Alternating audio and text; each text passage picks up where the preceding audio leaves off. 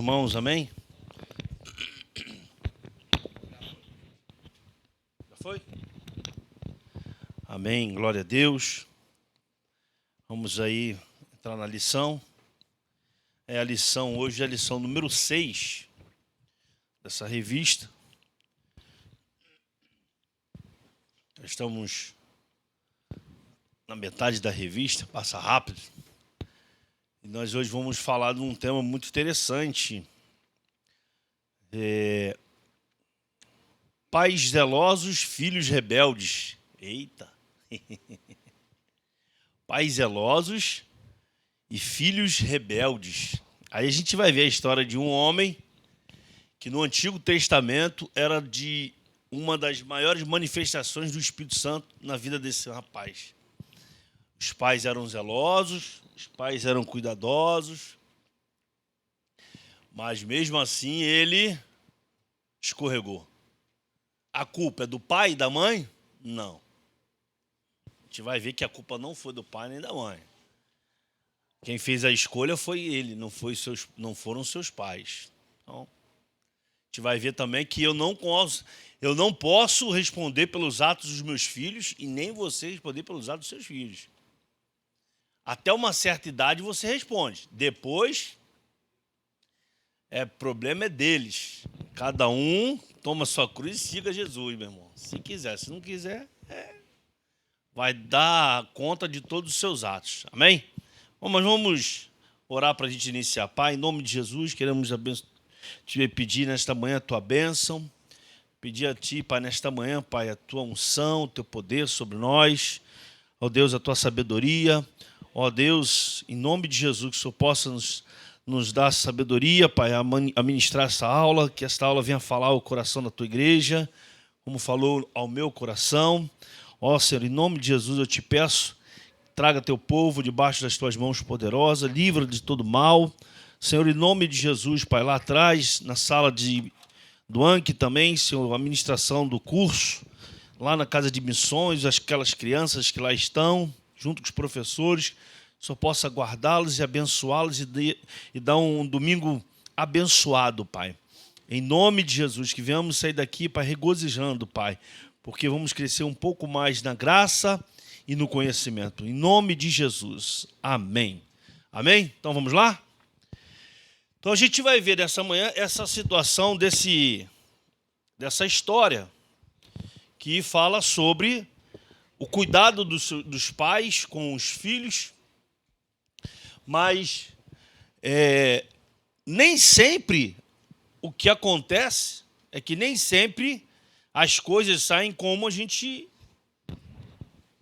imagina ou como a gente queria que saísse. Mas essa história que a gente vai ver, isso acontece em diversas famílias, acontece com diversas pessoas. O que chama atenção nessa história que a gente vai ver hoje é que, trazendo para os dias de hoje, tem muitos casais que se sentem culpados por essas situações. Se sentem até mesmo longe de Deus, porque isso tudo, esse processo errado aconteceu na família deles, com os filhos deles. E muitas das vezes não, vamos botar algumas vezes, que eu não conheço muitos casos, conheço alguns, até a própria liderança da igreja pega isso e coloca como sendo um peso em cima do casal, em cima dos pais. Mas isso não pode acontecer no meio da igreja, irmãos. Porque quando isso acontece, essas pessoas elas não conhecem a Bíblia, elas não conhecem a história de Sansão que nós vamos ler hoje, que nós vamos estudar hoje. Porque a Bíblia vai dizer que os pais de Sansão, Manoá e sua esposa, e aí eu fui pesquisar o nome da esposa desse camarada, depois eu vou falar com o nome engraçado, a Bíblia não diz, só o Talmud que fala, que é uma outra tradução, que eles eram fiéis a Deus, era uma família remanescente. no meio de um povo aonde eles estavam adorando a outros deuses, aonde eles estavam colocando as suas vidas diante de uma outra divindade, estavam com a sua visão totalmente fora do Deus de Israel, mas Deus achou graça naquela mulher que era estéril, a mãe de Sansão. Por quê? Viu que aquele casal era um casal íntegro. Viu que aquele casal era um casal que tinha temor a Deus. Poxa, então se tem um casal que é íntegro, que tem temor a Deus e tal, então eu vou escolher esse para ter o remidor, para ter aquele que vai exercer a libertação do povo de Israel diante desse povo que desde o início luta contra o meu povo. A gente começa a entender que nem sempre, que as coisas que as pessoas falam e acreditam que seja em relação a uma situação com os filhos, é bem diferente, né? Não é assim. Porque, veja bem, você cria o seu filho na igreja.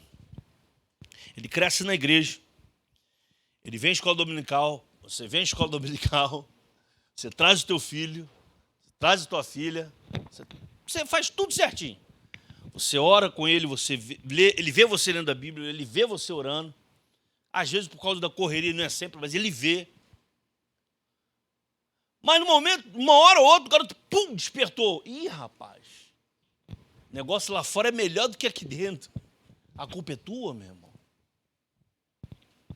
A culpa é minha. Há quem diga que a culpa será nossa, né? Ou que a culpa é nossa.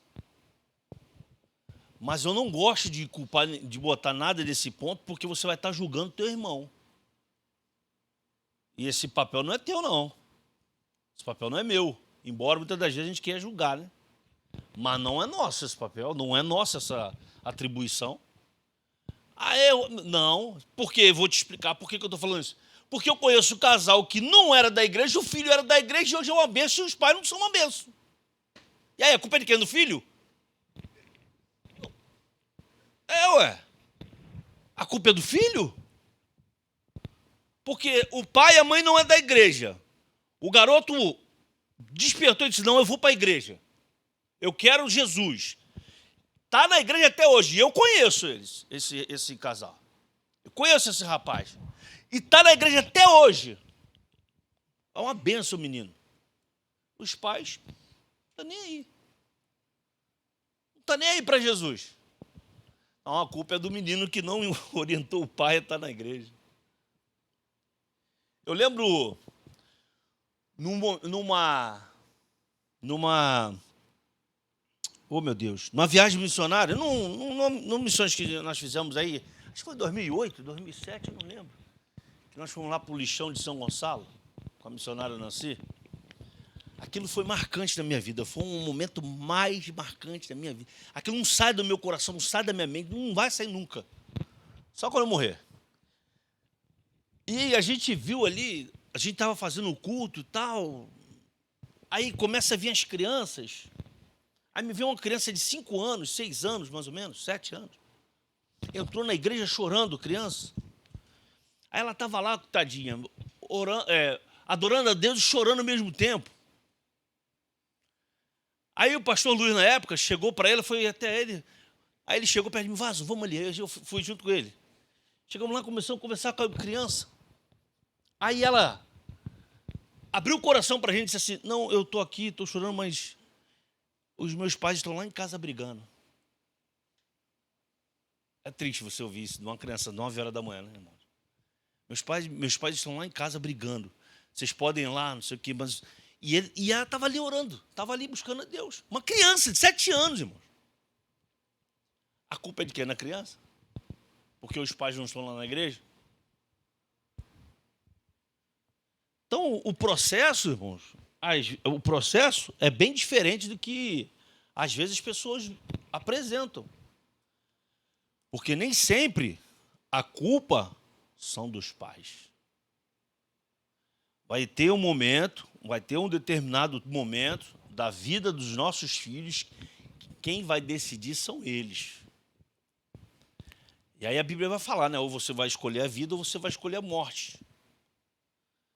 Ah, pastor, mas ele não sabe disso. Sabe? Todo mundo sabe disso, irmão. Eu tenho certeza que desde lá da escolinha, lá do outro lado, lá na casa de missões, as irmãs, os irmãos já falam para aquelas crianças, olha, vai ter a vida ou a morte, hein? Do jeito que eles possam entender, que são crianças. Mas do jeito que eles possam entender. E eles entendem, eles sabem, meu. Eles sabem o que é certo e o que é errado. E vai ter uma hora que eles vão ter que escolher, irmãos. A gente vai ver também aqui na revista que o escritor dessa revista, ele dá um conselho. Aí mais tarde a gente vai ver, mas eu só vou lembrar, já que para não perder o fio da meada. Ele dá um conselho ali, você tem que pregar para essa pessoa, tu tem que botar Jesus na... Meu irmão, eu sou totalmente contra isso.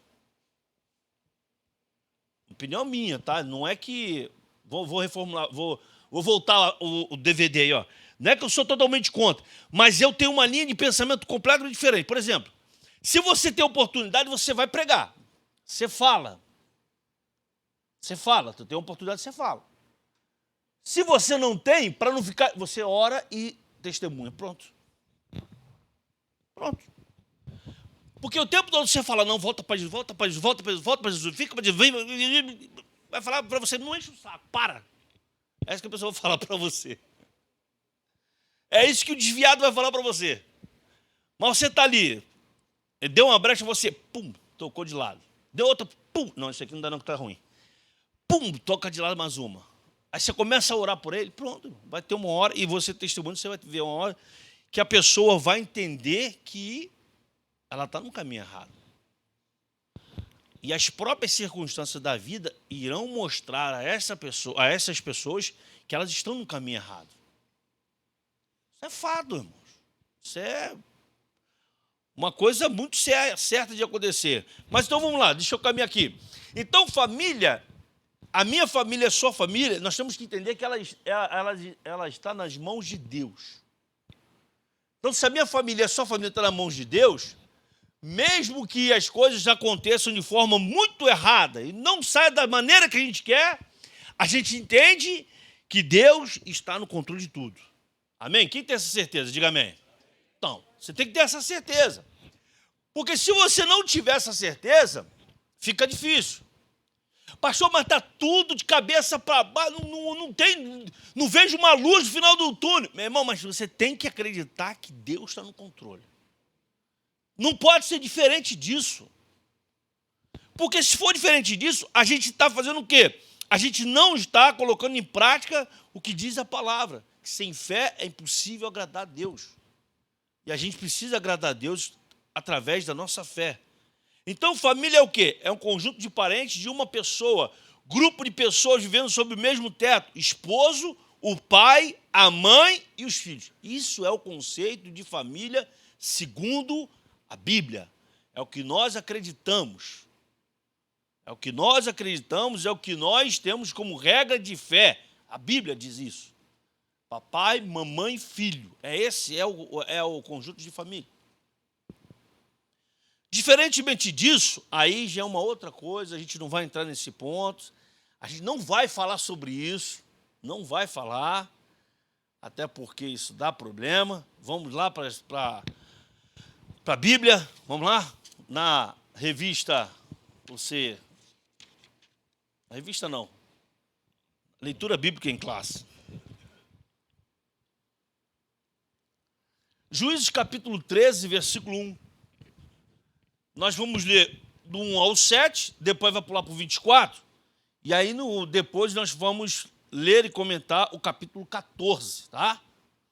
Vamos lá. Todos acharam? Tendo os filhos de Israel tornado a fazer o que era mal perante o Senhor, este os entregou nas mãos dos filisteus por 40 anos. Lembra que eu disse que os filhos de Israel tinham virado as costas para quem? Para Deus. E quando isso acontece, o próprio Deus vem e exerce juízo sobre aquele povo, sobre aquele pessoal lá, ó. Fazer o que era mal perante o Senhor. Este os entregou nas mãos dos filisteus por 40 anos. Havia um homem de Zorá, da linhagem de Dan, chamado Manoá, cuja mulher era estéril e não tinha filhos.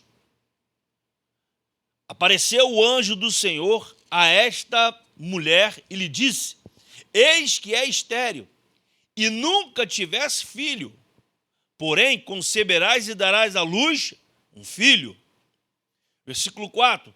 Agora, pois, agrada-te, não bebas vinho ou bebida forte, nem comas coisa imunda, porque eis que tu conceberás e darás à luz um filho sobre cuja cabeça não passará navalha, porquanto o menino será nazireu, consagrado a Deus desde o ventre de sua mãe, e ele começará a livrar a Israel do poder dos filisteus. Então a mulher foi a seu marido e lhe disse: um homem de Deus veio a mim, sua aparência era semelhante a um anjo de Deus, tremenda. Não lhe perguntei de onde era, nem ele me disse o seu nome, porém me disse: eis que tu conceberás e darás à luz um filho. Agora, pois, não bebas vinho, nem bebida forte, nem comas coisa imunda, porque o menino será nazireu, consagrado a Deus, desde o ventre materno até o dia de sua morte. Preste atenção que Deus visitou aquela mulher, que o anjo visitou aquela mulher, disse o que iria acontecer com ela, mas também deu instrução acerca do menino. Acerca do menino. Versículo 24. Vamos lá. Depois deu à luz a um filho e lhe chamou Sansão. O menino cresceu e o Senhor o abençoou. Então Deus deu, o anjo apareceu àquela mulher, disse que ela era estéril e ela ia conceber, ou seja, já começou o milagre daí.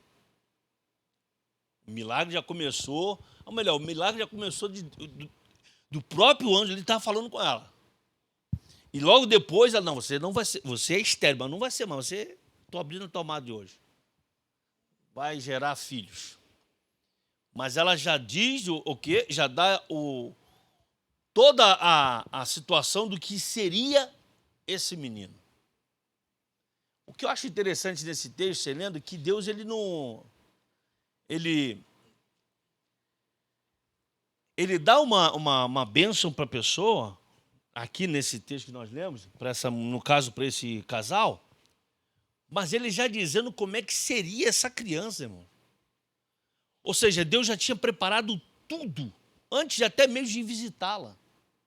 Está tudo pronto, será dessa forma. Tem que ser desta forma. Não pode ser diferente disso. Tem que ser assim. E aí a gente vai ver mais à frente o que aconteceu. Deixa eu só comentar aqui, porque o livro de Juízes... Alguém pode me dar um pouquinho de água? Por favor.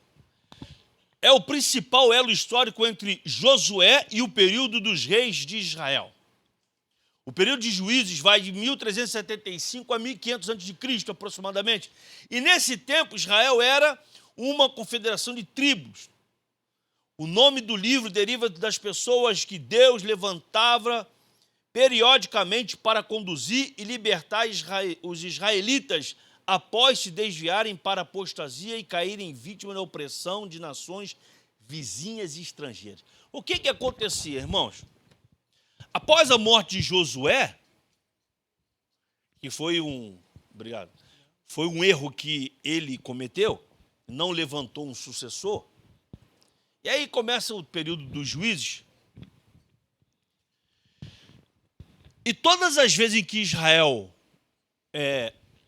virava as costas para Deus, Deus levantava no meio do povo para exercer aquilo que era para libertar o povo.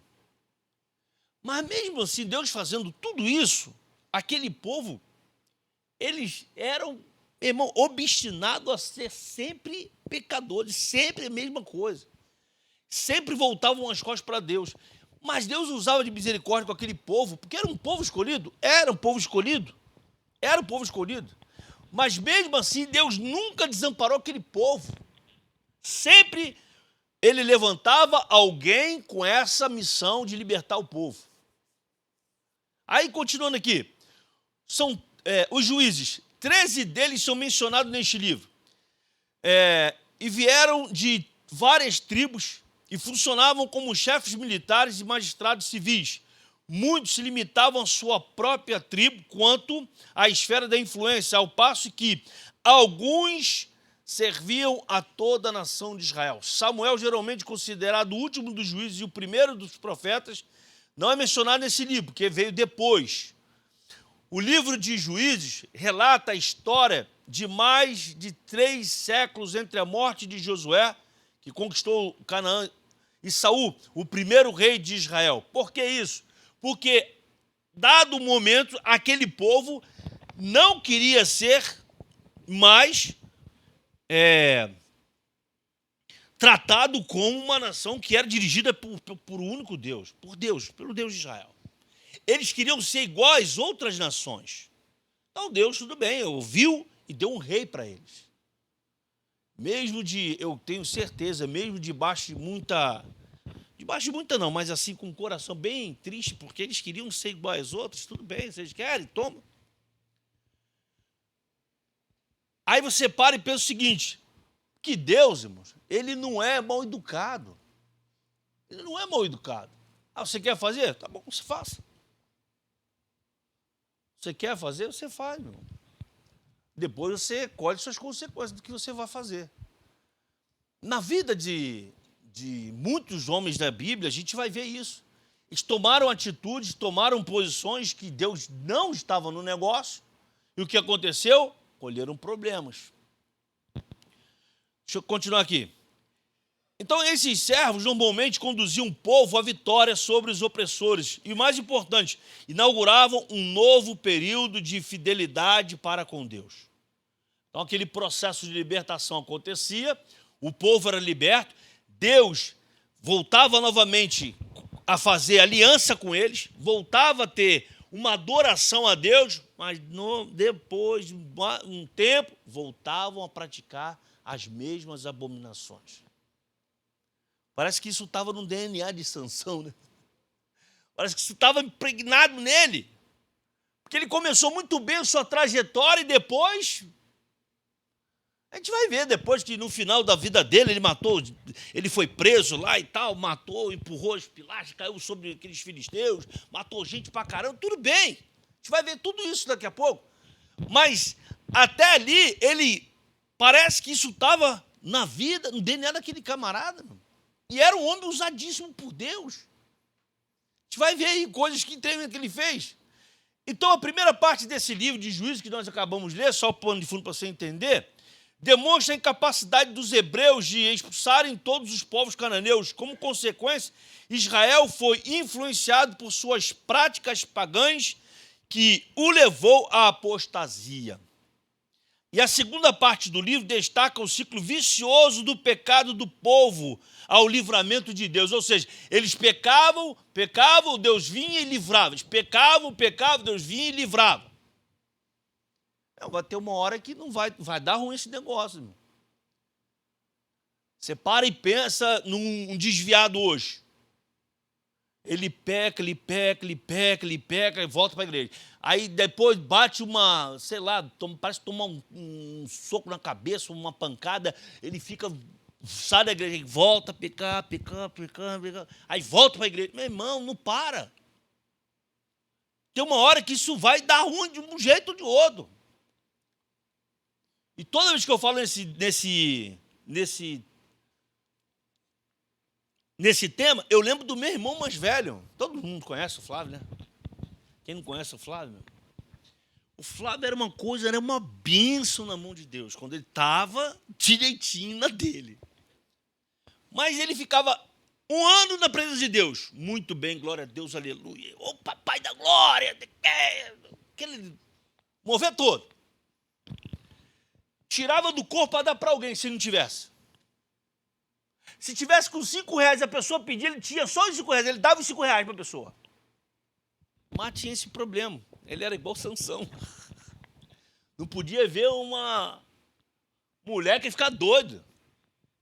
Aí eu falava para ele, rapaz, você brinca muito. Que isso, Fernando, você brinca muito. Você 6 meses está na igreja, 6 meses um ano tu está na igreja, 2 anos tu está no mundo, um ano vai ter uma hora que isso vai dar complicação para você. Aí eu falava sempre para ele, eu lembro, a última conversa que eu tive com ele, eu falei para ele, Flávio, a mão de Deus está assim sobre você. Ainda. O dia que Deus fizer isso aqui, já era. Tá falando isso porque... Eu estou falando sério para você. Por ele ser o irmão mais velho, mas ele me ouvia. Eu falava isso para ele, ele, não, tá bom, o que quer? Meu irmão, dito e feito. Foi a última vez, fez e Deus foi, recolheu.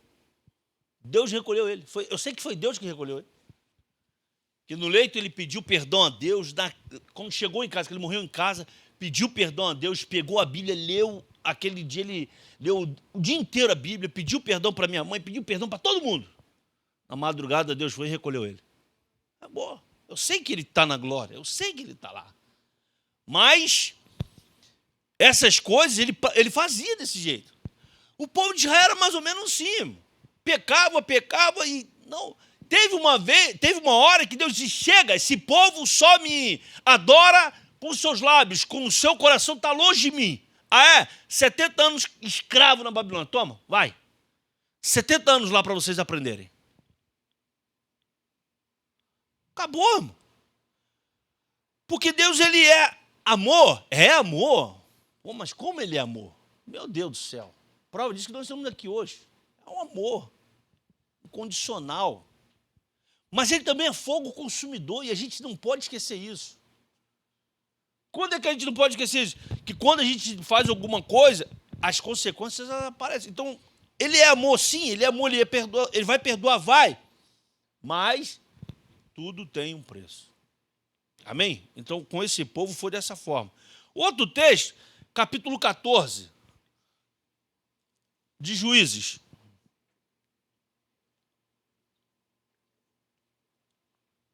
Quem está entendendo até aqui, diga amém. Amém? Importante. Quem está com sono aí, diga amém. Opa! Domingão desse, né, mano? Para ficar em casa tava bom pra caramba, mas... Verás que o filho teu não foge à luta, né? Então vamos que vamos. Olha lá. Desceu Sansão a Tina, vendo em Tina uma das filhas dos filisteus. Opa, meu irmão, devia de ser aquela mulher do cabelão, do zoião azul. Devia de ser aquela, né? Subiu e declarou ao seu pai e à sua mãe e disse, vi uma mulher em Tina, das filhas dos filisteus. Tomai, pois, por esposa. Porém, seu pai e sua mãe lhe disse, não há, porventura, mulher entre as filhas de teus irmãos, ou entre todo o meu povo, para que vais tomar esposa dos filisteus, daqueles incircuncisos? Disse Sansão a seu pai, toma-me esta, porque só desta me agrado. Mas seu pai e sua mãe não sabiam que isto vinha do Senhor, pois este procurava ocasião contra os filisteus, porquanto naquele tempo os filisteus dominavam sobre Israel. Meu irmão, mas para aí, eu quero me ater no versículo 3. Do 1 ao 3. Quando seu pai e sua mãe dizem, meu irmão, Sansão, vem cá, senta aqui com o papai e mamãe. Não tem nenhuma aí no meio do povo aí, irmão. Aí você chega pro teu filho e fala assim, filho já está com uma certa idade, quer namorar, filhinho, vem cá. Não, ele chega para a mãe e fala, mãe, poxa, tem uma menina na escola, poxa, muito linda, meu irmão. Um avião, um Boeing 757 da Varig, linda. E eu quero namorar com ela. Você senta com o filho e fala, meu filho, não é isso. Ela vai te levar para o mundo. Daqui a pouco você está lá no teu boyfriend lá da vida, meu irmão. Fica aqui. Deus tem o melhor para você dentro da casa do pai. Espera um pouquinho, filho. Não, para naquela igreja só tem gente velha. Não tem uma menininha bonita. Calma, meu irmão. Tá vindo uma geração boa aí, rapaz. Está vendo meninas novas aí, estão crescendo, meninas bonitas na igreja. A geração está crescendo. O pastor não está agregando muitas jovens. Meu, espera um pouquinho. Não, mas o camarada é obstinado. Não, mãe, tem uma menina lá na escola linda. E o menino também, né? Fala isso, né? A menina também. Mamãe, encontrei meu príncipe encantado. Que lindo. Aí até o pai conhecer, pô, o cara é feio pra caramba, meu irmão. Caramba. E a menina é feia pra caramba também, meu irmão. Poxa, não sabe se ela tá de costas, se ela tá de frente, se ela tá do lado do avesso, se ela tá feia pra caramba. Mas a Bíblia fala o quê, meu? Que o diabo cegou o entendimento para que não resplandece o quê? A luz de Deus. Aí o diabo bota... É uma mulher feia beça, mas ele bota como se fosse uma linda. Os olhos do garoto começam a brilhar quando vier. Tá rindo, mas o negócio é sério, irmão. O negócio é sério. E você, como Manoá e a sua esposa, orientou o filho Sansão a não fazer isso. Traz para os dias de hoje. Você orientou seu filho. Você ficou 24 horas com o teu filho? Sim ou não? Não, ele foi para a escola, ele foi para o trabalho, ele foi para não sei o quê, ele saiu. Não é verdade? Aí ele escolheu não ir pelo seu conselho que você deu a ele. A culpa é sua? A culpa não é sua, meu. Você não orientou, você não chamou, não conversou. Ó, não vai por esse caminho você vai... Ó, vai dar ruim para você do lado aí. Não, mas mesmo assim, o menino e a menina, um bicho nada quer. Vai, então. Vai, abençoado. Depois você conta como é que vai ficar a história. Porque foi assim que aconteceu com a vida desse rapaz aqui, mano. A mãe chamou o menino e o pai e conversou. Não é assim. Aqui no Arraial tem gente que você vai namorar, meu, você vai casar. Não, mamãe. Eu quero aquela lá dos filisteus.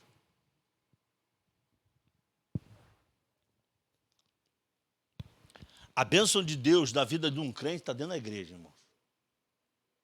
Não está fora da igreja. Ah, mas ele vai se converter, ele vai vir para a igreja e vai ser uma bênção. Nem sempre é isso que acontece. Você que vai para lá em vez dele vir para cá. 99% acontece do lado de lá. Tu vai para lá, tu não vem para cá, não. As coisas do mundo, ainda mais de quem era do mundo e veio para a igreja. Quem começa a se dar com uma pessoa que é lá do mundo, aí ela fuma, ela bebe, ela vai para o baile, ela vai para o pagode, ela vai para a sambinha, ela vai para a rodinha. Vamos, amor, comigo? Não, eu não posso, eu sou da igreja. Não, só para me acompanhar, você fica sentadinho lá na tua. Não é assim os convites? Não, você fica sentadinho na sua lá, eu fico lá na minha dançando. Só para você voltar comigo, bem. Aí, tá bom, bem, eu vou. Ah, pronto. Vai ficar mal em vez de bem. Aí ele vai, meu. Chega lá, ela tá vendo ela tomando a cervejinha, fumando cigarrinho, pronto, ele começa. E pronto, ele largou tudo, foi embora. Acabou. Então o Senhor abençoou a Sansão e o revestiu do poder do Espírito Santo. Do poder do Espírito, perdão. Mas ele cometeu erros fatais que o levaram ao fracasso espiritual e à morte física. As pessoas cometem hoje erros. A primeira morte é a morte espiritual. Podendo ser também a morte física, mas a primeira é espiritual. A gente vai ver daqui a pouco à frente que, dado o momento, Sansão achava que Deus ainda estava com ele. Quando chegar, disseram para ele: olha, os filisteus estão subindo. E aí, o que você vai fazer? Não, a presunção de Sansão era demais, né? Cara fortão. Não. Como Deus foi comigo anteriormente, será também nessa eu vou prevalecer sobre eles. E aí a gente vai ver coisas ainda mais à frente, de que ele errou nesse ponto. Então, entre esses erros estão os seguintes que Sansão cometeu. Primeiro, não se firmou na palavra de Deus, demonstrou falta de interesse e de respeito para com os mandamentos de Deus, desprezou totalmente a lei de Deus quando seus pais vieram até ele e disse para ele que ele não teria que se aliar com uma filisteia, ou com aquele povo de filisteu. E também falou acerca de um casamento misto, para que ele pudesse ter entendimento. Lá em Êxodo 34, fala sobre isso. Abre aí. A mãe dele sabia de tudo isso. O pai orientou aquele homem. 34 do livro de Êxodo, versículo 16.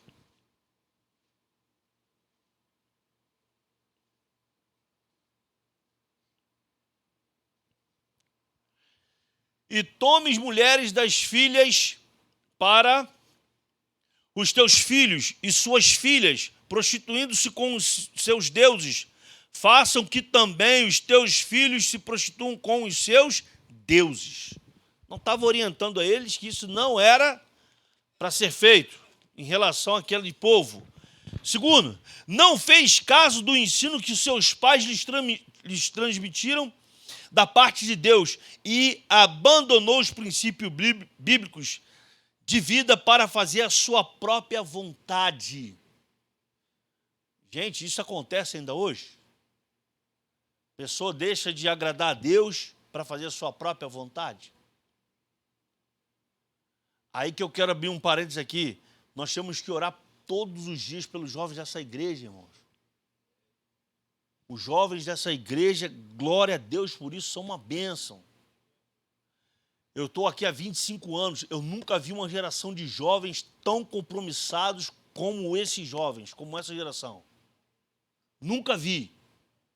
E olha que eu cheguei aqui jovem, cheguei aqui com 23 anos, já faz um tempinho. Mas cheguei aqui jovem, 23 anos. Embora ainda seja jovem, mas cheguei aqui com 23 anos. E se for, não quero entrar nesse mérito de comparação, mas se a gente analisar, não vamos comparar, vamos analisar como eram os daquela época com os do que são hoje, há uma, vamos dizer assim, um abismo muito grande. Sem fazer comparação, pelo amor de Deus, é só uma... É muito grande a distância. Então nós temos que orar pelos jovens, porque eles agradam a Deus e desagradam o mundo e vai continuar desagradando, não quer nada com aquilo, não quer aqui na igreja. O que nós vimos aqui antes do congresso de oração, meu irmão, foi coisa assim linda, maravilhosa, coisa espetacular, irmão. Os jovens o dia inteiro aqui, irmão, de joelho orando, irmão. Vai entender isso? Vai querer entender isso como? Fácil. Eles abriram mão dos seus próprios pensamentos, do seu próprio eu, disseram não ao ego das suas vidas e permaneceram fiéis a Deus. Dado o momento, Sansão, ele fez o contrário. Ele atendeu o seu ego, a sua presunção, a sua vontade e desagradou a Deus. Mas os jovens dessa igreja têm sido uma bênção e vai continuar sendo uma bênção. Mas não olhe só pelos jovens, olhe pela liderança dos jovens também. Amém, irmãos? Então, ele preferiu fazer a sua própria vontade. Meu Deus, essa hora não para. Vamos lá. Diferente de Moisés, que escolheu fazer a diversidade com o povo de Deus, ao invés de desfrutar dos prazeres passageiros do pecado, Sansão decidiu liberar suas emoções e atender seus desejos de maneira que vieram a desagradar a Deus. Foi isso que ele fez. E quarto, visando o proveito e as vantagens pessoais, menosprezou os dons e o poder de Deus para fazer a vontade da sua própria carne. A carne falou mais alto. Interessante que a Bíblia diz o seguinte lá em Gênesis, né? O pecado jaz à porta, cabe a ti dominá-lo.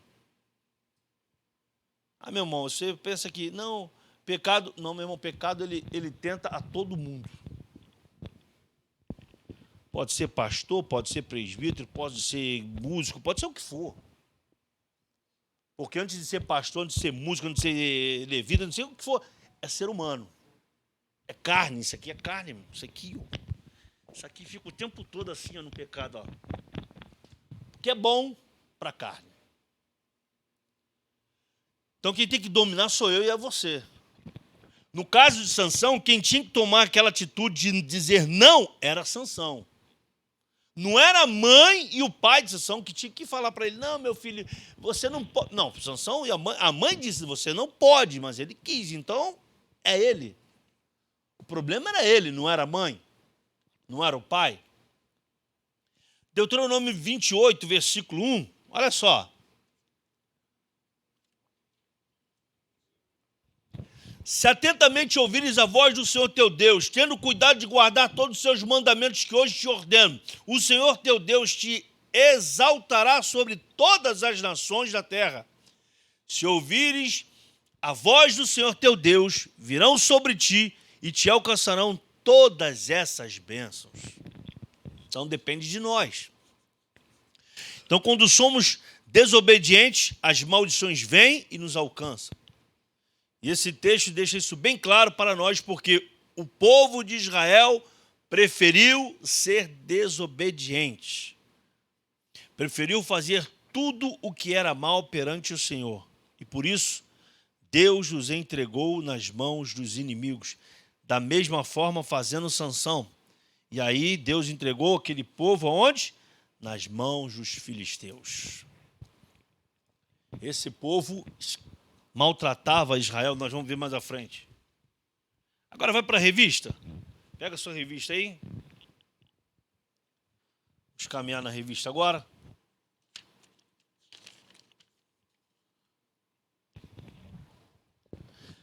Introdução. A história da família de Sansão se dá num contexto de pressão social, escassez e sofrimento impostos pelos filisteus sobre os israelitas por volta do século XI a.C. O filho de Manoá nasceu por um desígnio de Deus no tempo dos juízes, sendo o 12º e último juiz em Israel. Apesar de ele ter nascido para cumprir um desígnio divino na defesa de Israel, tinha um temperamento irascível e rebelde. É possível constatar isso ao longo de sua vida pessoal, de acordo com a Bíblia. Na presente lição, veremos que os pais de Sansão foram zelosos em sua educação, mas seu filho tornou-se rebelde.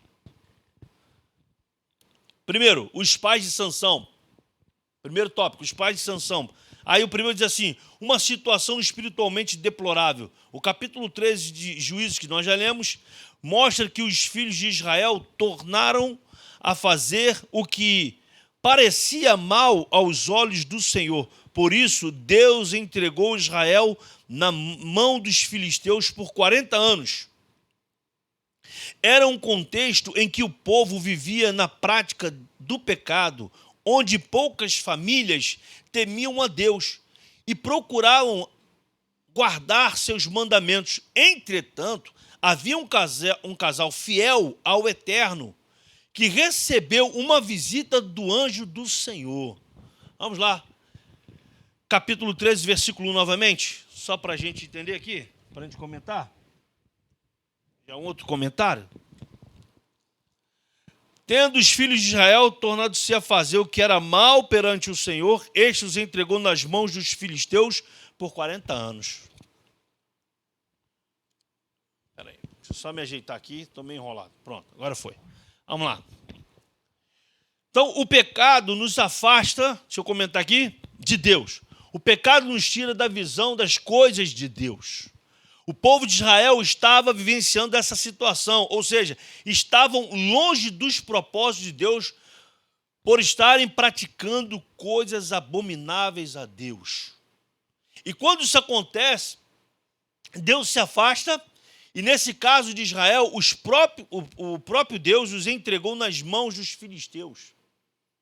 O que a Bíblia vai dizer, meus irmãos? Que o pecador não fica na casa. que o próprio Deus vem e arranca. Ah, pastor, mas Deus é cruel em fazer isso. Não, não é, irmão. É porque as coisas de Deus têm que ser tratadas de forma santa. As coisas de Deus é tratado de uma outra forma, não é como o mundo trata. Os filisteus sabiam disso. E por eles terem esse entendimento de que o que aquele povo estava fazendo era algo abominável a Deus, era como se estivessem tendo uma grande vitória quando Sansão despertou a se envolver com aquela mulher.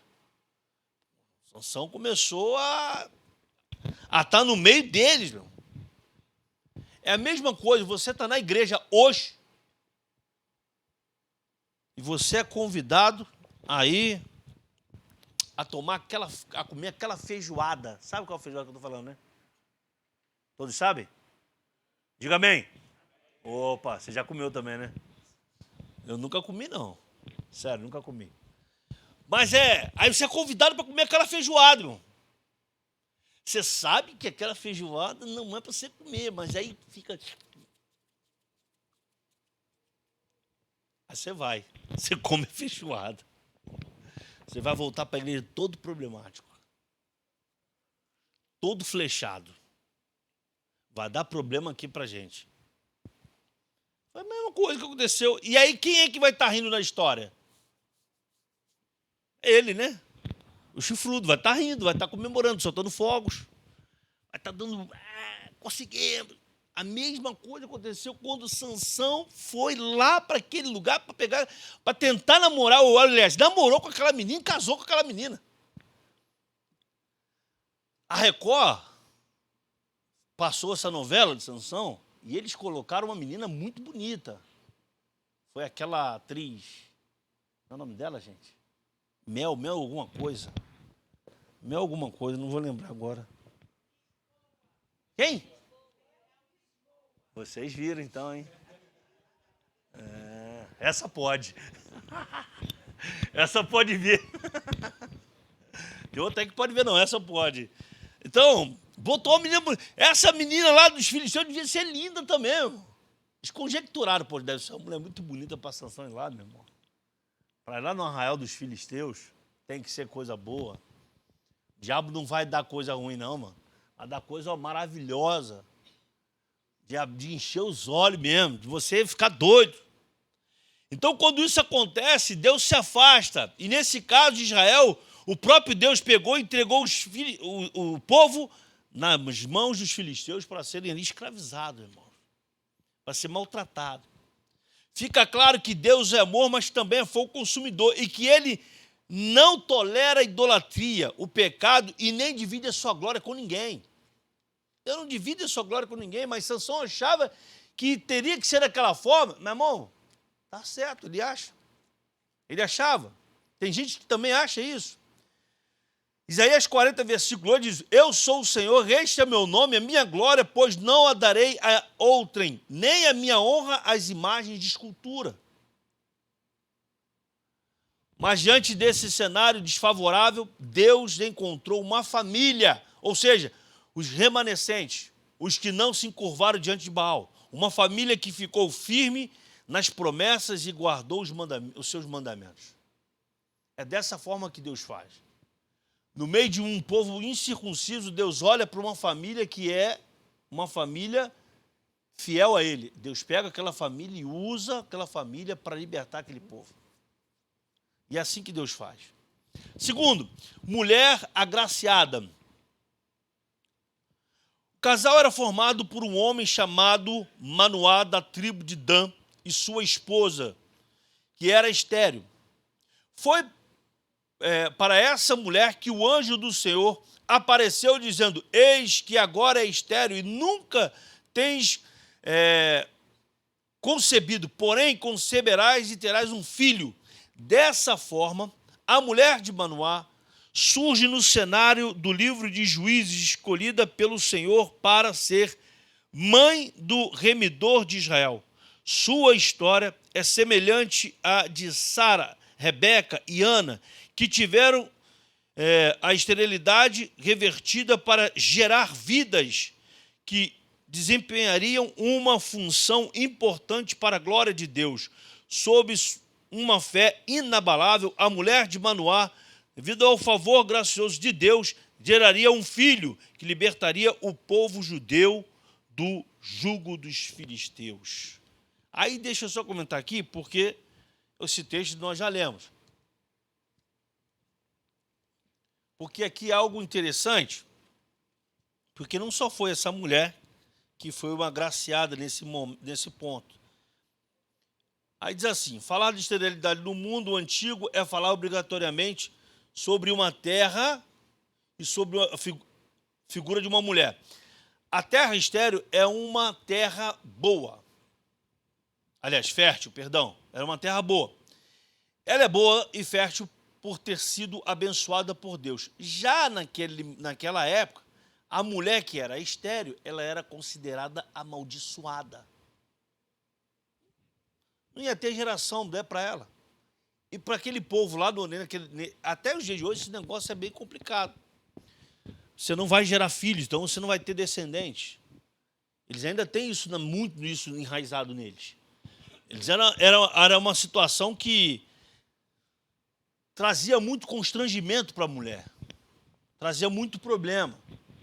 Mas Deus viu graça naquela mulher. A mulher que gerava filhos, ou que gera filhos, é uma mulher bem-aventurada, era uma mulher feliz. Por outro lado, a mulher que era estéril, houve da comunidade algo corriqueiro, ou seja, que Deus cerrou, que Deus fechou, que Deus não foi favorável àquela mulher, que Deus amaldiçoou aquele ventre. Elas ouvem tudo isso. É um jugo muito grande em cima das mulheres que não poderiam gerar filhos naquela época. A mulher no mundo antigo que fosse considerada estéril era vista como um ramo seco, presença morta. Na Bíblia, fala de casos emblemáticos de mulheres que não podiam ter filhos. Há na Bíblia 7 mulheres. A gente foi estudar isso, foi de 7 mulheres que não podiam ter filhos. Vamos lá, primeira, Sara, não podia ter filho. Depois você vê que não dá para ler todos os textos. Gênesis 16, versículo 18. Rebeca, Gênesis 25, versículo 21. A própria esposa de Manoá, Juízes 13. Ana, 1 Samuel. E 2 Samuel também fala. A Sunamita, 2 Reis, capítulo 4. Isabel, no Novo Testamento, Lucas 1. Então, todas essas mulheres eram estéreis. E Deus foi e abençoou a câmara. Pararam de ser chamados de ramo seco, de terra infrutífera. Todas elas são testemunha da graça divina, pois, graças à própria oração, conseguiram ter a situação revertida. E Deus agraciou aquelas mulheres. Abre aí Deuteronômio capítulo 7, versículo 12, aliás. 7, 12. Diz assim, 12 ao 14. Será, pois, que se ouvires estes juízos, os guardares e cumprires o Senhor teu Deus, te guardará a aliança e a misericórdia prometida sob juramento a teus pais. Ele te amará e te abençoará e te fará multiplicar. Também abençoará os teus filhos e o fruto da tua terra, e o teu cereal, e o teu vinho, e o teu azeite, e as crias das tuas vacas e das tuas ovelhas, na terra que sob juramento a teus pais prometeu dar-te. Bendito serás mais do que todos os povos. Não haverá entre ti nem homem, nem mulher estéril, nem entre os teus animais. Amém? Terceiro, recebendo orientação divina. Deixa eu ver se é a partir daqui que começa o negócio. É, a partir daqui que o negócio começa a ficar estranho. Vamos lá. Recebendo orientação divina. O anjo do Senhor deu orientações bem precisas a respeito da criança que iria nascer. Nós já comentamos isso também. Isso porque Sansão seria um nazireu desde o ventre materno. Ou seja, ele seria um homem separado e consagrado para cumprir um desígnio de Deus. Cabia aos seus pais ensiná-lo e orientá-lo quanto aos requisitos do nazireado. Sansão não poderia beber vinho ou qualquer outra bebida considerada forte, não poderia comer coisas consideradas imundas, não poderia ter os cabelos cortados e, finalmente, não poderia tocar um cadáver ou quaisquer outras coisas que representassem uma quebra de voto de Nazireu. Meu irmão, deixa eu falar um negócio para vocês. Deixa eu ler aqui primeiro. Juízes 13, versículo 5. 13, versículo 5. É o que está lá, né? Porque eis que tu conceberás e darás à luz um filho, sobre cuja navalha não passará, cuja cabeça não passará navalha. Portanto, o menino será nazireu, consagrado a Deus desde o ventre de sua mãe. E ele começará a livrar Israel do poder dos filisteus. Ou seja, seria um menino separado. Seria uma criança consagrada. Não poderia ser qualquer uma criança, meu. O detalhe que, quando você fala do nazireu hoje, a gente pode trazer para os dias de hoje? Pode.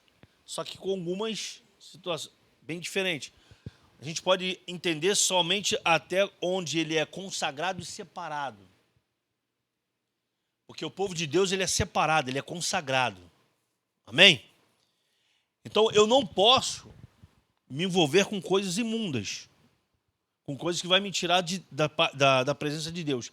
No caso de Sansão, quando a sua mãe explica a ele a respeito dessa consagração, ficou bem claro, porque lá em Números, vamos ver rapidinho, lá em Números, no capítulo 6, olha só.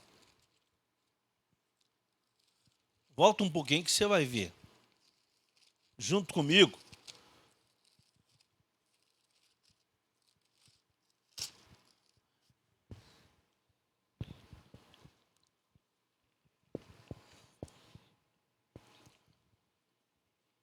Versículo 13 em diante. Esta é a lei do Nazireu. Olha só. Deus disse que ele seria o quê? Ele seria o quê, irmãos? Acorda aí, gente. Vamos despertar aí. Ele seria o quê? A mãe dele tinha isso nas mãos para mostrar para ele. O teu filho é o quê hoje? Teu filho vem para a igreja, ele é o que hoje? É um servo mirim, né? Ele é servo de Deus, não é? Você não traz ele para a igreja? O que você tem que explicar para o teu filho hoje? Fala aí, irmãos. Poxa vida, eu estou na mão aqui, ó. A Bíblia. Você tem que falar para ele o que a Bíblia fala a respeito de alguns assuntos?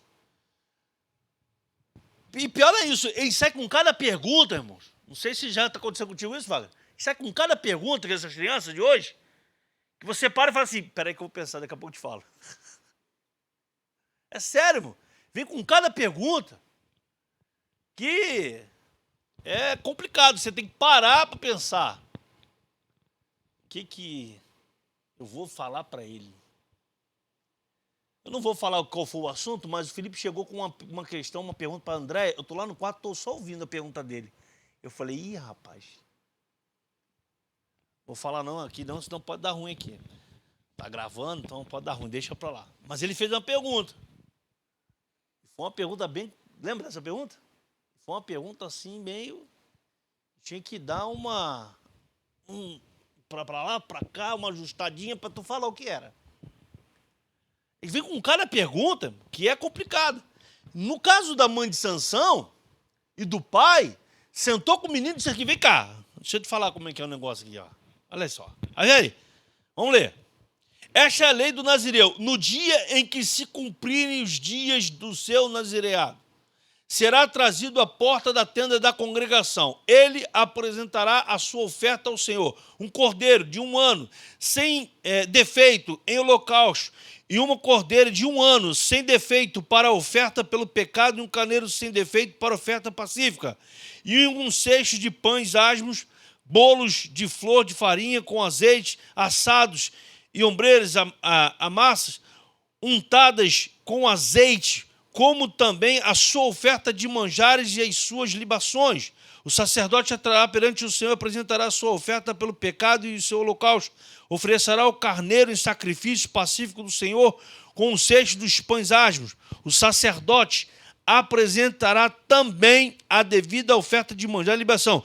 O nazireu, à porta da tenda da congregação, rapará a cabeleira do seu nazireado e tomá-lo-á e a porá sobre o fogo que está debaixo do sacrifício pacífico. Depois o sacerdote tornará a espada cozida do carneiro e um bolo asmo no cesto e uma ombreira asma, e os porás às mãos do nazireu, depois de haver este rapado a cabeleira do seu nazireado. O sacerdote removerá de uma oferta movida perante o Senhor. Isto é santo para o sacerdote, juntamente com o peito da oferta movida e com a coxa da oferta. Depois disto, o nazireu pode beber o vinho. Esta é a lei do nazireado: fazer isto, a sua oferta do Senhor será segundo o nazireado, afora o que as suas posses lhe permitem, segundo o voto que fizer, assim fará conforme a lei do seu nazireado. Nesse caso, Sansão era separado. Então não se deve confundir nazireu com nazireado. Nazireu era aquela pessoa de um ou de outro sexo que, na lei de Moisés, se obrigava por voto a abster-se de vinho e de todas as bebidas alcoólicas, a deixar crescer o cabelo e a não entrar em qualquer casa em que houvesse gente morta e a não assistir a qualquer funeral. Ele teria que ser consagrado, aliás, ele era consagrado, então ele era separado. Ou seja, ele deveria ser um homem separado de tudo aquilo que pudesse levar ele a pecar contra o seu nazireado. Meu irmão, era o tipo do seguinte: o camarada na igreja, ele sabe que ele não pode fazer aquilo. Deus explica tudo para ele. Mas ele mesmo assim, ele prefere largar essa consagração todinha, tudo que Deus fez por ele, e ir pelo caminho contrário. A mãe dele chegou e explicou tudo isso para ele. Vamos ver mais à frente aí, quer ver? Segundo, o nascimento de Sansão e sua formação. Nascimento de Sansão e desenvolvimento de Sansão. Vamos lá. Conforme a promessa, Sansão nasceu de uma mulher estéril. Ele cresceu debaixo da bênção do Senhor. Tanto era assim que o Espírito Santo o dirigia para o campo de Dan. Não havia dúvida que a vida de Sansão estava sob a vontade soberana de Deus. Ela foi proveniente de um grande milagre executado pelo Altíssimo na vida de sua mãe. Juízes capítulo 13, vamos lá? Versículo 23 e 24.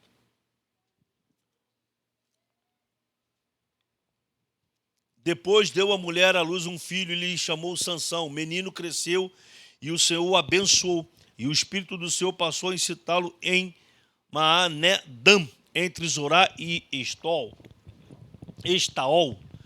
Sansão era uma criança diferenciada, porque o Espírito do Senhor estava na vida dele. Ou seja, era uma criança que cresceu aprendendo e ouvindo sobre o único e eterno Deus, o que operou milagre na vida de sua mãe. Provérbios capítulo 1, abre aí. Versículo 8. Filho meu, ouve o ensino de teu pai e não deixes a instrução de tua mãe. A mãe de Sansão e o pai deram instrução a ele, sim ou não? Deu, né? Vamos continuar aqui. Porque serão diadema de graça para a tua cabeça e colares para o teu pescoço. Aí você vai lá agora para Isaías 54, versículo 13.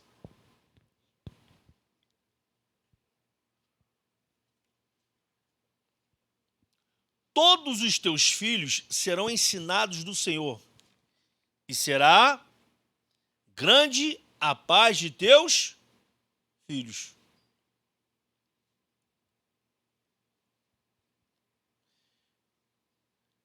Eu fiz questão de pegar esses dois textos para você entender o seguinte. A mãe de Sansão e o pai cumpriu com o que diz Provérbios 1, 8 e 9. Colocou o menino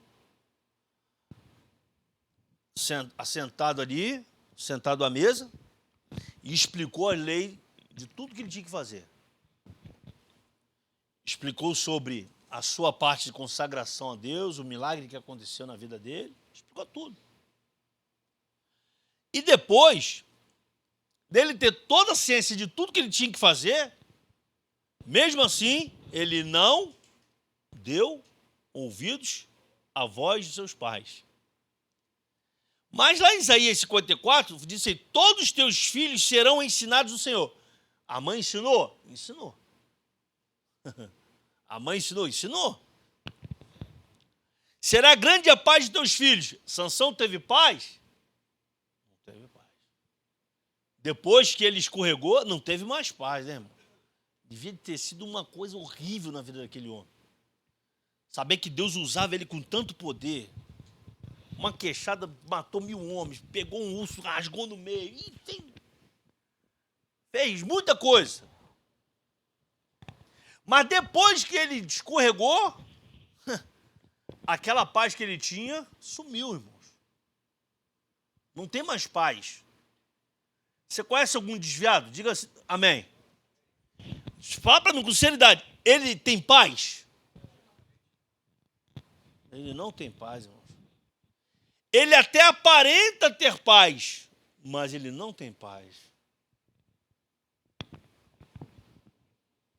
Ele aparenta estar bem à beça, mas ele não está bem. Você pode ter certeza disso, ele não está bem. Porque uma vez na casa do Senhor e você saiu da casa do Senhor, você vê a diferença. Você no mundo, você vem para a igreja, você vê a diferença. Eu vou falar por mim. Eu, quando me converti, em 1998, faz um tempo, né? 25 anos atrás, caminhando para 26. Eu falei com Deus assim, eu estou na tua presença, Senhor, hoje. Mas se o dia que o Senhor vê, que o Senhor, na tua soberania, perceber que eu vou me desviar, faz um favor para mim, me leva. Não me deixa eu me desviar, me leva. Então, se eu morrer amanhã, é porque eu ia me desviar, tá? Se eu morrer amanhã, aí você vai estar no meu velório lá cantando. Foi na cruz, foi. Ou então você vai estar grande. Essa é para cantar no meu velório lá. É o Senhor. Aí você vai pensar assim, caramba, o pastor Fernando sempre falava que se ele morresse é porque ele ia se desviar. Então foi por isso que Deus levou ele. Pode pensar isso. Porque eu falei isso com Deus, mano. Eu não quero mais voltar, não quero. Porque eu sei que negócio é complicado. Meu irmão, na minha época de garoto, já era triste o negócio. Hoje, né, pastor Anderson? O negócio hoje está muito feio, mano. Às vezes eu boto a mão na cabeça e vejo algumas coisas. Eu falei, rapaz, na minha época não era assim, não. Era diferente o negócio, era muito diferente. Mas por que isso? Por se multiplicar a iniquidade no meio do povo. Está aí, meu. O negócio está feio demais, está muito complicado. Então, se eu morrer amanhã, o pastor Fernando ia se desviar. Coitadinho dele, Deus levou ele. Coitadinho não, foi Deus que levou mesmo. Vamos lá, segundo, a família de Sansão. Rapaz, essa hora não para não, mano. Vamos lá. O menino Sansão, no plano terreno, estava sob a responsabilidade de seus pais. Embora o texto bíblico não traga muitos detalhes do relacionamento dos pais de Sansão, podemos inferir que Manoá e sua esposa tinham uma vida conjugal de confiança e profunda piedade. A esposa de Manoá compartilhou diretamente com ela a respeito do anjo. Manoá orou insistentemente pedindo orientação de como criar a criança. Os dois estavam juntos e contemplaram a visão do anjo subindo em meio às chamas do altar. Nesse aspecto, podemos perceber que o relacionamento entre esposo e esposa tem impacto direto dos filhos. Certamente Sansão cresceu em um lar cuja relação baseava-se em amor, comunhão e piedade a Deus. Vamos lá. Juízes 13, versículo 6.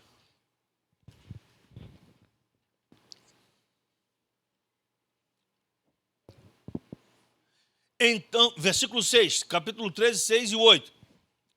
Então a mulher foi a seu marido e lhe disse: um homem de Deus veio a mim, sua aparência era semelhante ao anjo de Deus, tremenda, não lhe perguntei onde era, nem ele me disse o seu nome, porém me disse: eis que tu conceberás e darás à luz um filho. Agora, pois, não bebas vinho, nem bebida forte, nem comas coisa imunda, porque o menino será nazireu consagrado de Deus, desde o ventre materno até o dia de sua morte. Então Manoá orou ao Senhor e disse: ah, Senhor meu, rogo-te que o homem de Deus que enviaste venha outra vez e vos ensine o que devemos fazer ao menino que há de nascer. Ou seja, fica claro para nós que Manoá e sua esposa colocavam a vida de Sansão nas mãos do Senhor, que eles buscavam direção para a condução da criação de seu filho.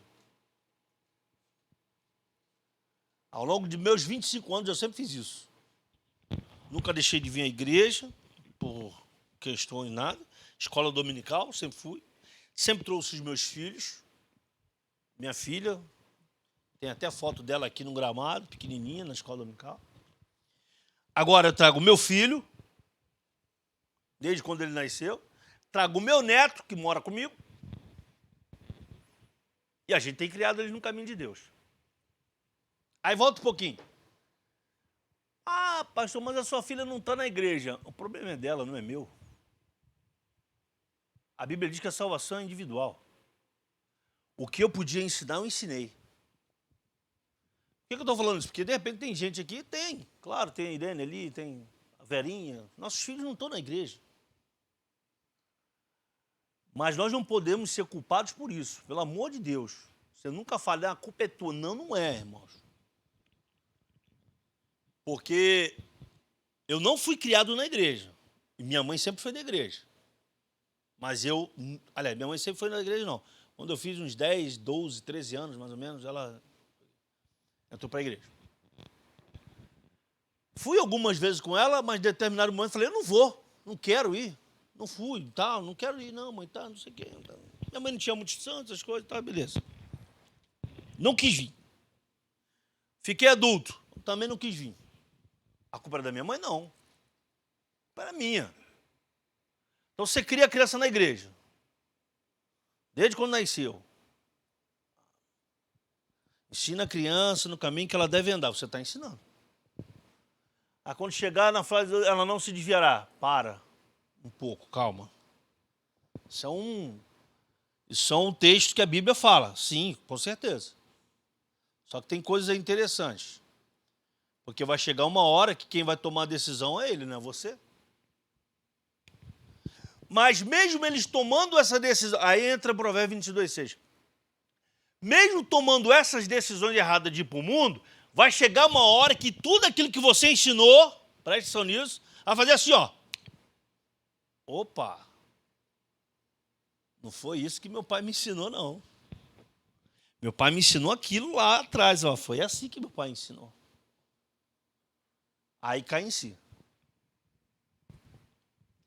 Quem ouviu, quem esteve aqui no testemunho da Tayane, da Dilma, irmãos? Ela disse que estava lá e tal, daqui a pouco ela despertou e... Não é isso. Porque ela foi ensinada. Ela foi ensinada a ver outras coisas. Que o lado é Deus, não é o mundo. Eu conheço um testemunho, não vou contar agora por causa da hora, de uma irmã que foi criada dentro da igreja. Ciclo de oração da igreja. Ela saiu da igreja e queriam que os pais fossem mortos. Dado o momento, ela estava numa cobertura em Copacabana, cheio de dinheiro. Ela caiu e disse, epa, peraí, não foi isso que meus pais me ensinaram.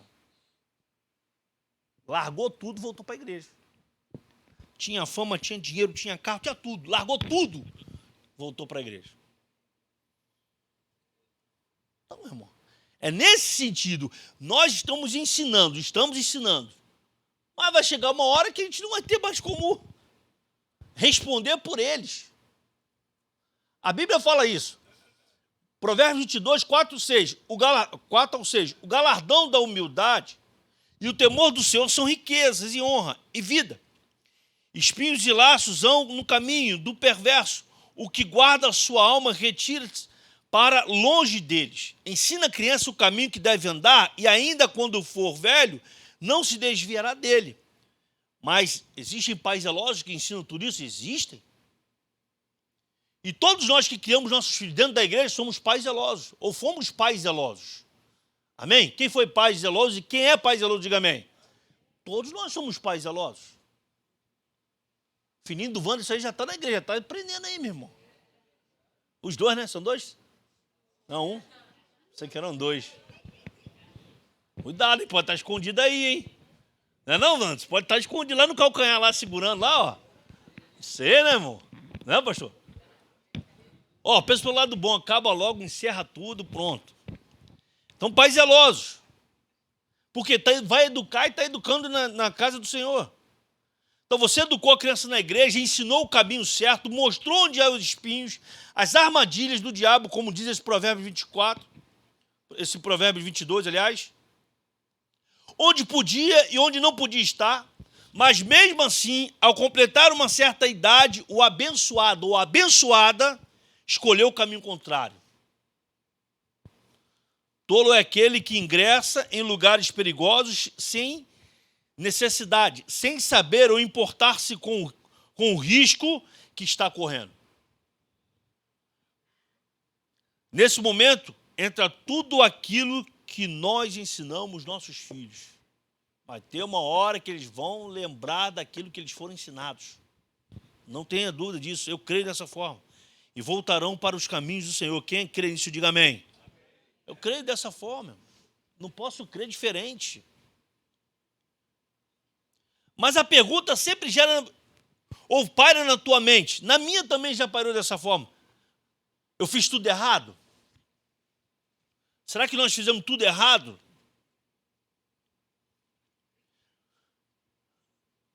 Eu digo para você, pare de ficar se culpando. Terá um momento que os nossos filhos terão de tomar as suas próprias decisões e, fazendo assim, responderão pelos seus atos, pelos seus próprios atos, perdão. Olha o que diz Ezequiel capítulo 18, abre aí.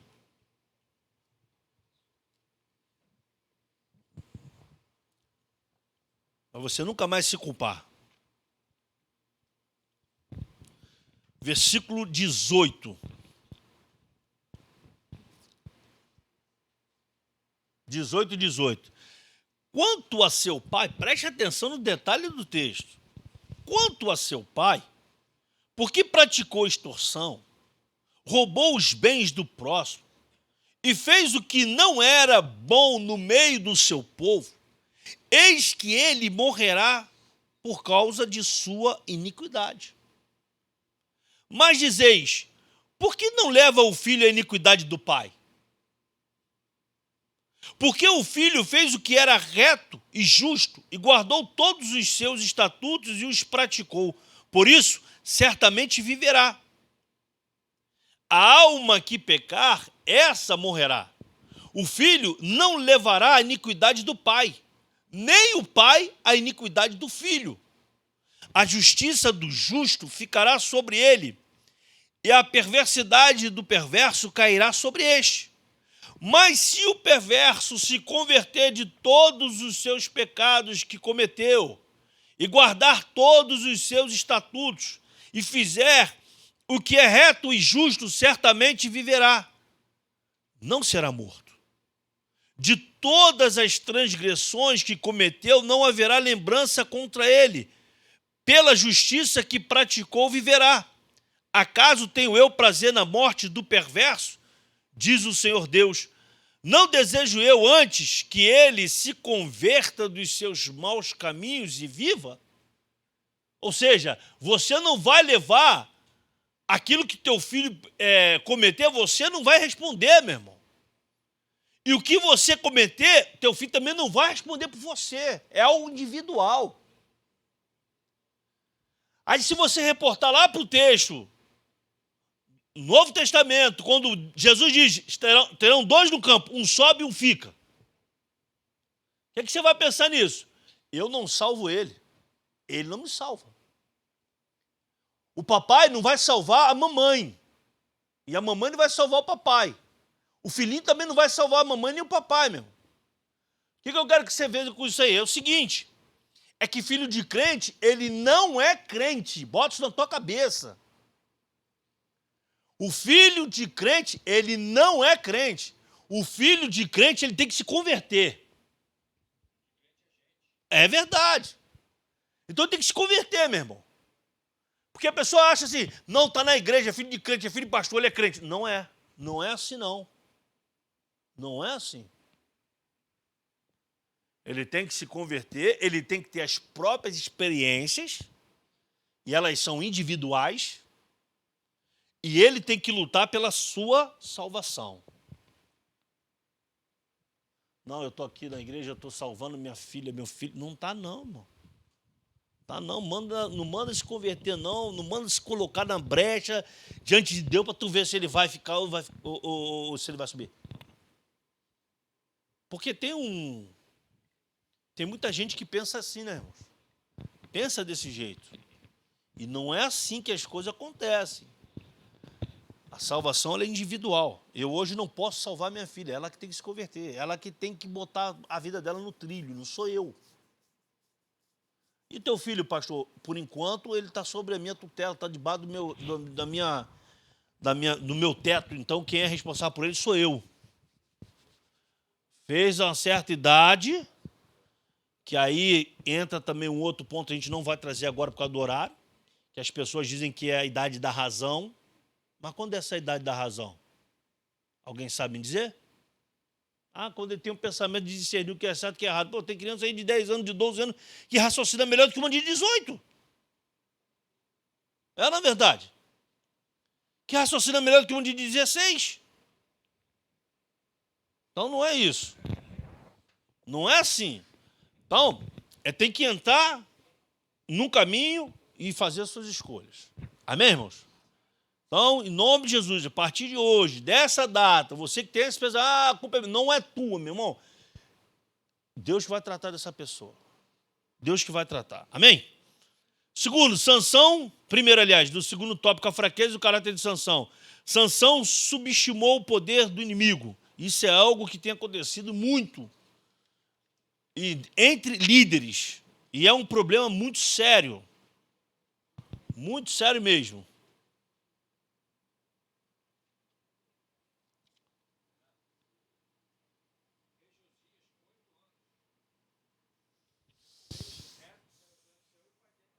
Isso aí. Muito obrigado por ter endossado aqui o nosso comentário. É isso mesmo. E o pai dele não fez. Fez tudo que era mal, errado. E o menino de 8 anos fez. E aí, Josias pagou pelo erro do pai? Não. Não é? Vamos lá. Terceiro e último. A fraqueza de caráter de Sansão. Sansão subestimou o poder do inimigo. Sansão sabia da unção que estava sobre sua vida para vencer seus inimigos. Certa feita ele foi cercado por cerca de 1000 soldados filisteus armados, mas Sansão os matou com uma queixada de jumento. Entre muitas proezas, ele encontrou um leão na vinhas de Tina, o qual rasgou como quem rasga um cabrito, porque o Espírito do Senhor veio sobre o juiz de Israel para matar esse filho de leão. Assim Sansão foi acostumando-se com a vitória sobre os inimigos, até que, mais tarde, ele seria vítima dessa subestimação. Não por acaso o apóstolo Pedro alerta a igreja a respeito das artimanhas do diabo. Sede sóbrio, vigiai, porque o diabo, vosso adversário, anda em derredor, bramando como leão, buscando a quem possa tragar. Infelizmente, muitos filhos subestimam as circunstâncias que rodam suas vidas e ignoram a experiência dos pais. Isso tem acontecido muito no meio dos... Outro dia eu estava vendo um vídeo de um pastor, não vou falar o nome do pastor, mas está na internet aí, depois eu falo se você quiser, em off. Meus irmãos, um camarada que foi foi expulso da casa do pai porque virou crente, virou mendigo, foi morar debaixo do viaduto de São Paulo, viveu na praça lá da sede de São Paulo, passou fome. Deus pegou esse homem, resgatou esse homem, deu uma esposa, deu filhos, deu um ministério. O camarada era uma bênção, mas pregava muito, muito, muito. Via a mensagem daquele camarada, eu chorava. O testemunho desse homem, eu chorava quando vi o testemunho dele. Às vezes via 1, 2 vezes direto. De tão impactante era. Passado um tempo, começou a pregar em grandes congressos, pelo Brasil afora e fora do Brasil. Passado mais um tempo, eu estou passando lá na internet, vejo um vídeo dele, ele pedindo perdão. Porque não conseguiu se livrar dos vícios das drogas. Aí eu pergunto a você, irmão, quantos irmãos que viram isso e saíram da igreja? Dado algum momento, subestimou essas coisas. Porque o camarada é só vitória, só vitória, só vitória, só vitória. Meu irmão, ele fica... Por isso que muitas das vezes, quando Deus pega as nossas vidas e nos leva lá para o deserto, sabe o que é? É para tratar alguma coisa que está errada. Para a gente não cair. Aí quando você entende o processo, quando você entende o propósito daquele deserto, o propósito daquela situação, você pensa e diz, é verdade, eu estava precisando vir para cá para aprender alguma coisa. Aí, eu falo para você nessa manhã, quando Deus te levar para o deserto, não pergunte para Deus, para quê, Deus? Não, diz assim. Por quê, Deus? Não fala por quê, Deus. Fala assim, para quê? Porque aí ele vai te dizer para quê. Porque você está precisando ser ajustado em alguma coisa. Amém, irmãos? Segundo, a presunção de Sansão, visto que o Espírito do Senhor capacitou a realizar grandes proezas que o homem comum realizava, Sansão não percebeu que tinha um terrível inimigo, o seu próprio ego. Esse é um problema sério. O camarada começa a pregar, eu sou o melhor pregador da igreja. Começa a louvar, eu sou o maior levita da igreja. Aí começa a bater, eu sou o melhor. Aí vai para os teclados, eu sou o melhor. Eu sou o... Meu irmão, vai tomar uma rasteira. O que o diabo tem feito hoje? Ele bota uma escada e manda você subir. Tu vai subir, opa, todo mundo lá embaixo, eu estou lá em cima. Sou o melhor de todos. Não é nada, irmão. Vai chegar uma hora que o diabo vai fazer assim na escada, ó. Um toquinho para cá, tuf. Aí soltou daqui. Um toquinho para cá, tuf, soltou a escada, tu cai. Isso tem acontecido direto aí, só você parar e ver as notícias que tem acontecido aí, no nosso meio mesmo. Por quê? Por causa do ego. E Sansão foi levado a isso. Este levou a subestimar a presença de Deus em suas vidas. Sua força vinha de Deus, mas ele agia como se viesse dele mesmo. E por causa disso passou a anular a glória de Deus. Sua atitude rebelde e presunçosa o levou a não dar o primeiro lugar para o Senhor, passando a buscar os prazeres ociosos e a luxúria. É muito triste que os filhos não conseguem mais ver a benevolência do Senhor. Todavia, os pais devem continuar fiéis, eles sendo como faróis que encorajam os filhos rebeldes a serem reconciliarem com Deus. Nosso papel hoje É como eu falei no início, não é você ficar pregando o tempo todo, mas é você orar mais do que falar. Os nossos filhos que estão longe da presença de Deus, eu ajo dessa forma, eu oro mais do que falo. Quem falar já conhece, já sabe. Claro que quando dá uma brecha eu falo, mas eu prefiro orar mais. E é o que faço todos os dias, coloco nas mãos do Senhor meus filhos. Terceiro, manipulando o poder de Deus e brincando com o pecado. Aí, meu irmão, é outra coisa complicada. Em Juízes 16, versículo 18, a Bíblia descreve que Sansão tratava as coisas espirituais. Ele entrou num terreno perigoso, brincando com as coisas santas. Ele obteve uma ideia falsa do poder de Deus, iludido, presença que poderia viver em qualquer maneira, pois estava certo de que o poder divino não lhe faria. Geralmente, que brinca com as coisas espirituais também passa a brincar com o pecado. Ele afrontou os conselhos dos seus pais para se envolver com uma mulher estrangeira, deixou de dominar pelas paixões carnais e passageiras. Infelizmente, alguns filhos de nossos arraiais passam a fazer as mesmas escolhas de Sansão. Nesse caso, os pais devem fazer o que se espera que se faça, educar os filhos no caminho do Senhor. Entretanto, saiba que as escolhas, presta atenção nisso, você, papai e mamãe, que as escolhas de seus filhos serão de inteira responsabilidade deles, quer para justificá-los, quer para condená-los. As escolhas são deles, irmãos. O papel de ensinar é nosso. Mas vai ter um momento em que as escolhas, quem vai fazer são eles. Deixa eu ler aqui para a gente terminar o último texto, Juízes 16, do 16 ao 18. Importunando ele todos os dias com as suas palavras e molestando-os, apoderou-se da alma dele uma impaciência de matar. Descobriu-lhe todo o coração e lhe disse: nunca subiu navalha na minha cabeça. Ele já estava subestimando o inimigo, já estava brincando com o pecado, porque ele contou. Porque sou nazireu de Deus, desde o ventre da minha mãe. Se vier ser rapado, ir-se-á de mim a minha força, e me enfraquecerei, e serei como qualquer outro homem.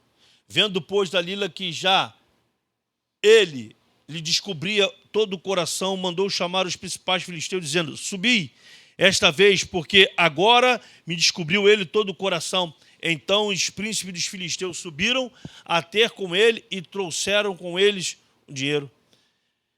E aí, mesmo, virou o palhaço na mão dos filisteus. Vazaram os seus olhos. Começou a rodar no meio deles. Eu imagino aqueles filisteus: olha o palhaço aí, ele rodando. E o pessoal fazendo brincadeira com ele. Último texto para terminar nessa manhã, Eclesiastes 11, versículo 9. Alegra-te, jovem, na tua juventude, receie-se do teu coração nos dias da tua mocidade. Anda pelos caminhos que satisfazem o teu coração e agradam os teus olhos. Sabe, porém, que todas estas coisas Deus te pedirá contas. Afasta, pois, do teu coração o desgosto e remove da tua carne a dor, porque a juventude e a primavera da vida são vaidades. Amém, meus irmãos? Vamos ficar de pé, vamos orar. Perdão aí, um pouquinho passou. Achei muita coisa para falar. Como nós fazemos toda manhã, eu vou pedir para você fazer um círculo bonitão aí. Vem para cá assim, ó. Rogério,